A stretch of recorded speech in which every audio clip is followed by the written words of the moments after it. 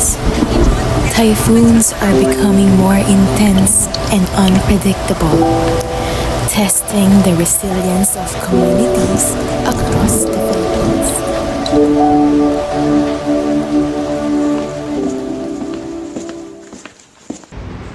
Easy, narinig mo na ba yung typhoon na paparating? Well, not really. Di ako masyadong informed about it. May paparating na typhoon, and it's pretty malakas, so we have to prepare. I see. But I think it's much better if we watch TV muna about the news and to know more infos about it. We should nga, para ma-inform tayo. Anyways, first day, July ka nga pala. Ay, Diki, tawagan mo na nga. Okay.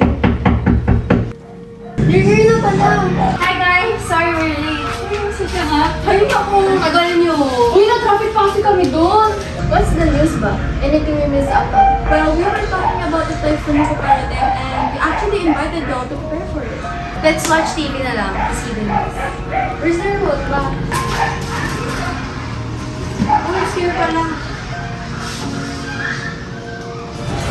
When that happened, two anonymous students experienced a typhoon's strength. Hey, Leon, before we get sleepy, let's prepare some emergency. Okay.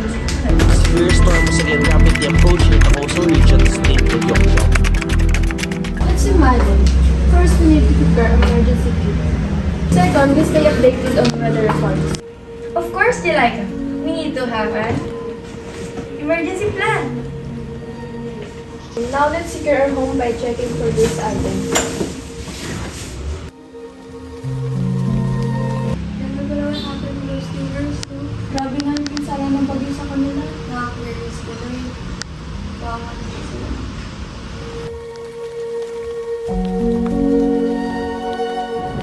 With the right precautions and careful planning, we can minimize the risk and stay safe until the storm passes.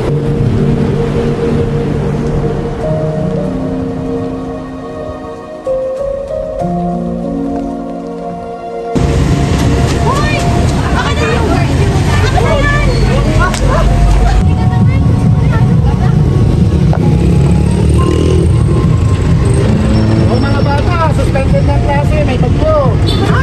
May bagyo? Bagyo? Walang pasok, nakakainis naman. Sabihan ko nga sila sa GC para malaman nila na napasok dahil may typhoon. Sige, sabihan mo kasi na. Uy, walang pasok? Lagi na late mag-announce. Meron pa.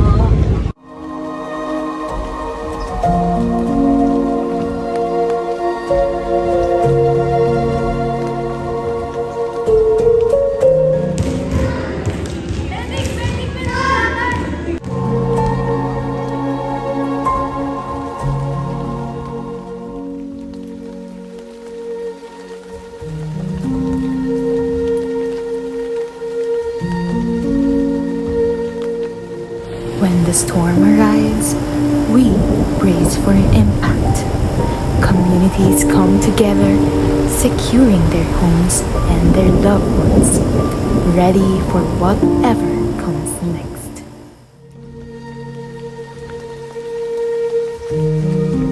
Eris, bago tayo pumasok, i-make sure muna natin na okay yung structure ng building. Oo nga, check din natin if yung mga exposed wires. Baka may electric tayo, delikado.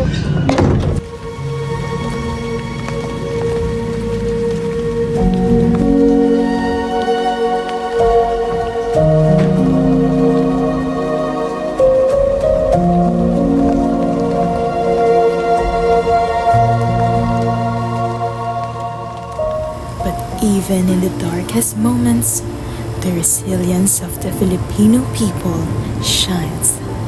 The storm may rage, but the spirit to survive, to rebuild, and to support one another never falters.